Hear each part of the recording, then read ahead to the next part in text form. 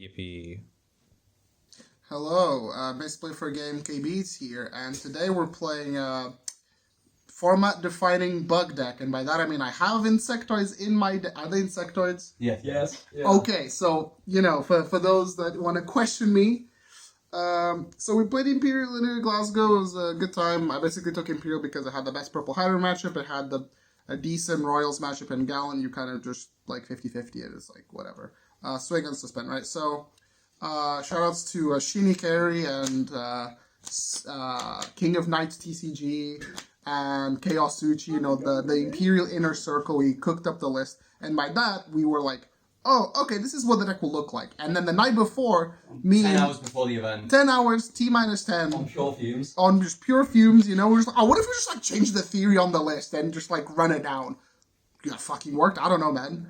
How bad can draw 5 ever be? Yeah, draw 5. So, basically, we were like, these Japanese lists, they're onto something. They're drawing 5 cards. That's pretty good, and it's best of 1.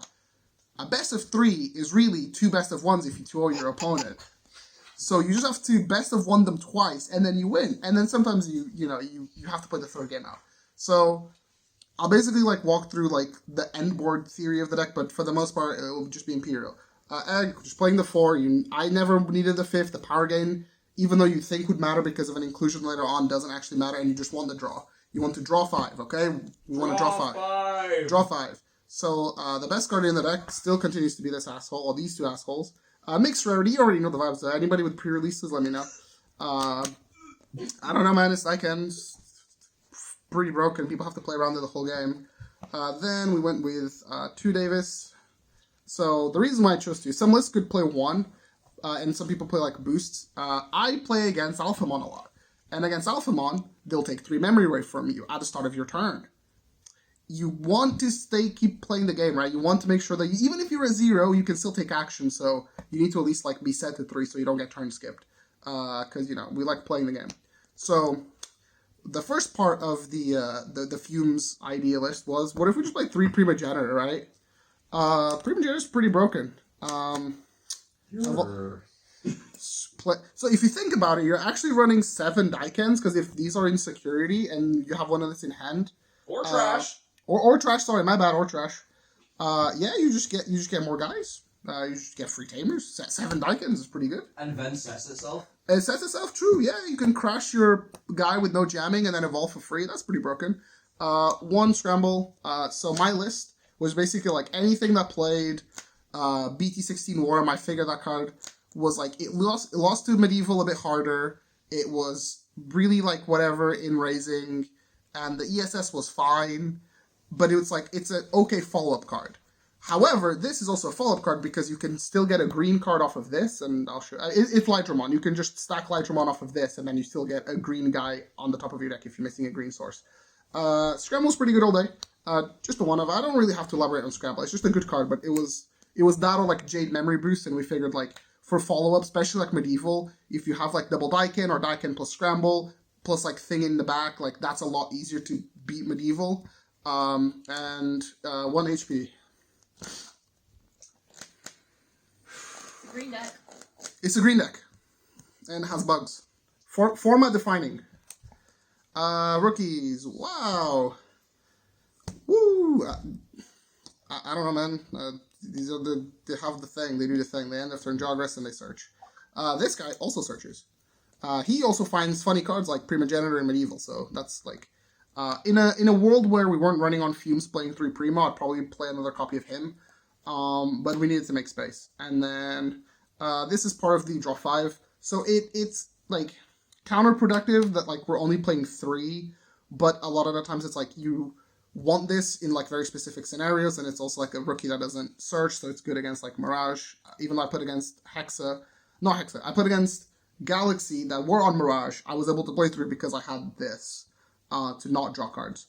And then this was my personal like inclusion. I've always been a big believer of this card. It's like an extender. It's just a BT16, you know, and it's not like super special, but the DP can help if you don't have jamming, and like the memory also helps.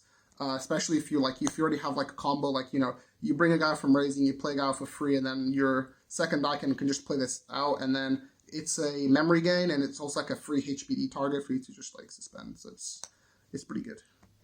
that's the rookie lineup. Only 13. I like 13. Some people like 14. Some people can play 12, but 13 works for me. This was like the only thing that I didn't like, but we had to accommodate in the deck profile. Also, in the skeleton was like playing 12 level 4. So first of all, Diablo. Whoa, crazy that I didn't hit this, even though I've been saying that this is a problem card. And then they hit this, which is like, it's up to draw 5. Draw 5! Draw 5. It's up to draw 5. But you can just pivot to the other thing and like change the deck a little bit. So, I'm not playing the Memory Gain Sting, and there was a couple games where like the one memory would have maybe helped because I already had everything that I needed. I just wanted the extension. So there's a world where I bump the Primo down to 2, or cut the Scramble maybe, and then play that. And then we play 2 Lydra. So this is what I was saying with like Scramble. You can like Scramble Lydra on top of your deck, and then search it off of the free Searcher Veemon, and then whoa, you get a green source. That's crazy.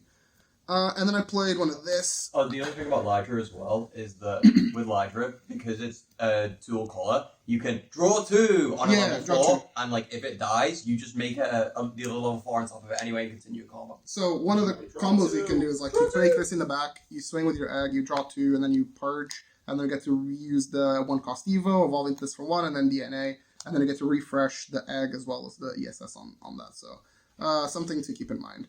We chose the Evo Cup Lydras. I've been a big fan of like the participant ones, but for this event, we went with Evo Cup Lydra. He's kind of cool. And then finally, the one of this guy, the Raid Veemon. I wanted 3 cards that contested Floodgates, and I also wanted a little bit more DP pump. Making something not being able to be deleted by battle was like pretty good into some matchups, like things like Royal Knights, like OmniX would maybe like clear some of your things, and then like you can make it so that it can be deleted by battle, so they don't really have the incentive to raid into you. You can loop it versus Magna too. Yeah, you can loop it versus Magna. It's pretty good. It basically does the thing that you want out of the polymerization option, but on a body. So, yeah. Level 5s. The Rosebond Burst mode. They need to stop printing Rosebond Burst mode on things that are not level 7. Rosebond Burst mode. Rosebond Burst mode. End of turn, floodgate the opponent. There was like a couple people that still were, like, they would try to unsuspend. I was like, no, you're locked. You can't unsuspend. Yeah, it's the reason to play the deck. It's the best card in the deck. By far, it just wins the game. And then we had 3 of this guy. So, there's an argument to me that you can play 6/5s. Some of the Japanese lists played 6/5s. I don't hate 6/5s, but I would rather, like, have an excess of 5s than not seeing it in the first place. And against, like, Royals, it's kind of weird because, like, if they ace you don't get any value off of this. I was thinking playing the, like, 1 BT12 pile because, like, you get to Star Strip and stun something. So against, like, their blocker stuff, like OmniX or Ganku's, that could be kind of worth it and would help you print some memory. But for the sake of consistency, we went with this. Botted King on Bekemons is, like, kind of huge. Playing 7 as well with the theory of what we went for and the pivot, like, because, I mean, we were at, I tested 6 for a long time. 6 was really good, but because of the theory, I hated 6/5s, by the way. Just, this was like, we were butted heads, but we came together in the theory and we were like, we need extra 5s to facilitate the combo. He finally said, we played the same 50? Me and Chinika are on the same 50. So now I'll explain what the combo is. So before we move on to the level 6s. So your combo revolves around like something like this, like 2 5s, your sources, whatever, like your guys don't matter, and then Primo, and HPD may also apply. Yeah, HPD also applies, Scramble, so any way to keep turn. So we have, for level 6s, we have the 2 Dragon Mode from the Star deck. The 1, actually I'll put this as a Floodgate. Then these are like the things that you can evolve into, and then these are your other Floodgates. So the theory is, you swing for 2 checks, you make this guy. He spits out 2 guys, right? So you have like something under him, or like even here. This is a bit better. And then you make out the second one, and then from here, you have the Primo live, and you basically flex any of these guys on your second 5. So, for example, like, let's say you're playing against Purple Hybrid, you can, like, Hexablow them, right? Like, you swing 2 checks, and then you Hexablow. From this position, it basically means that, like, if they swing, they have to contest Primo on the Dragon Mode, so, like, you can go into this guy, stop them from looping, or you can go into this guy into like deny advantage if like if that's they only have like 1 rep, or for example against like the mirror you can go here and then like medieval shuts on the mirror.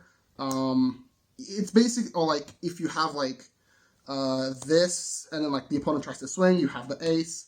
The whole idea of the combo is to set up basically like a 3-point interaction where it's like if you swing I have the ace. If you try to delete me, I can evolve into either of the fighters. And then the other floodgate is like makes it tough to play against. And you're also under the Imperialdramon floodgate. So it's like 2 floodgates and then like ace interaction and then like primogenitor as well. Now, you're going to notice the lack of paladin.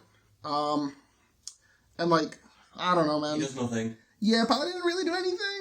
Sometimes you listen to your dedicated Imperial players, and if they tell you that Paladin doesn't do anything, it probably doesn't do anything. The notable inclusion of the day was Virus Fighter. This card was sick nasty all day. It was... Yeah, I think the 3 of us that played Virus today, we all thought it was great. And I wasn't a believer, but I was converted by the end of the day. Fucking employee of the month type shit. Yeah. He showed up, he clocked in. It was so unbelievably funny. Like, the fact that, it gives you... So, one of the issues that I had with the deck was, like, sometimes the, where did the asshole go? I fucking hate these guys. This Dragon Mode, right? This Dragon Mode is, like, only as threatening as, like, the thing that you go into it. But the Fighter Ace is, like, okay. And if you play the 12 Fighter, that doesn't really, like, deal with the opponent, like, using using a training. So, it happened to one of my opponents where, like, they raised a stack at level 3, training into the 4, and I just went into this, popped it, pinged them for 1, and then also floodgated them. So it gives you like a way to punish trainings that are not like an overflow body or like a conditional form of removal. That's like easy to play around. This just like deletes something like 13k, like that's pretty much like every level 4, every level 5, most 6s, depending on like where they're pushing. But a lot of times it's like if they build up a lot of like resources and they're like, oh, I'll promote at 3 and try to like training boost or whatever, then you catch them on this. Even though that was a deck profile on the longer side about Imperial, because the deck is like, it's Imperial. We spiced it up a little bit. I guess we can call it like 3-axis floodgate or like... Imperialdramon Toolbox. It really was Imperialdramon Toolbox, but we were like, well, let's apply as many floodgates as possible. Floodgates are pretty good. I could go through my matchups, but basically, like, I lost 1 round to Jesmon because I made a stupid play. I tried to, like, 5 a board when I should have just made a Imperialdramon. I didn't have the partition one, so it's not like it would have been a good, like, the play wasn't any better. I would have bled out anyway. And then I lost a mirror due to, like, never having, like, a blue and a green level 4 at the time that I needed him to. I had to make scuffed stacks. And then I bricked game 3. And then other than that, like, I beat every Royals player. I beat Purple Hyper in testing, like, pretty convincingly. I beat the Gallant player that I played against. One of the toughest matchups was actually Galaxy. Like, Invisi is beyond broken. Invisimon is so insane. I think that was one guy at the regional. I think he was my round 1 opponent. I beat him round 1 in the mirror, and then he made, like, an insane comeback towards the end. He was playing Invisimon in this deck. So, I don't know, man. Maybe Invisimon is, like, the secret spice for the future of DNA Toolbox and just blue in general. Blue empty Digivolve? Dual color as well, so it says what the promo one. Yeah. Oh boy. The more you think about it, it's pretty good. But yeah, that was pretty much it. Shoutouts to Double Tap for not having the website yet, raping at this beautiful Tyrant playmat that Emily drew. We swear it will be up one day. We don't know when. And then, again, shoutouts to the people that I tested with. Shoutouts to the Imperial Inner Circle. Even though I was really just a tourist, I just showed up. I was like, oh, guys, I love Imperial. Yeah, man. Heartbeat. Hey, Liam, have you got a 50? Yeah, Liam, pass me a 50, bro.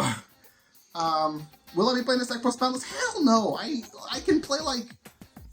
Armour.